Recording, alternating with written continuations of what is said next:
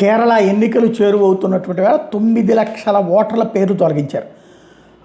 తుది జాబితా స్థానం సంపాదించుకున్న మొత్తం ఓటర్ల సంఖ్య ఇప్పుడు 2,69,00,000కి చేరింది. వెబ్సైట్లో కేరళ ఓటర్లు తమ పేరుతో సరిచూసుకోవచ్చని చెప్పి కేంద్ర ఎన్నికల సంఘం శనివారం ప్రకటనలో చెప్పింది. గత ఏడాది అక్టోబర్లో ఎస్ఐఆర్ సర్వే మొదలుపెట్టక ముందు 2,78,50,855 మంది ఓటర్లు ఉంటాయి. తుది జాబితాలో 2,69,53,644 మంది చోటు దక్కిందని చెప్పింది.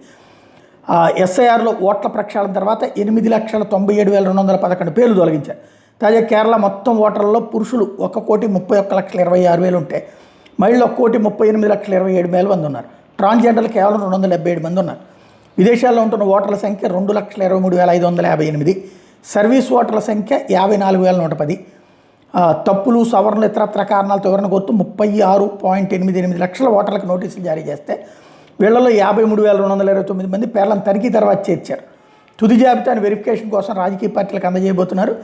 శాసనసభ ఎన్నిక నామినేషన్ల దాఖలకు చివరి తేదీ లోపు వరకు ఓటర్ల జాబితాలో కొత్త ఓటర్లను చేర్చుతామని చెప్పారు.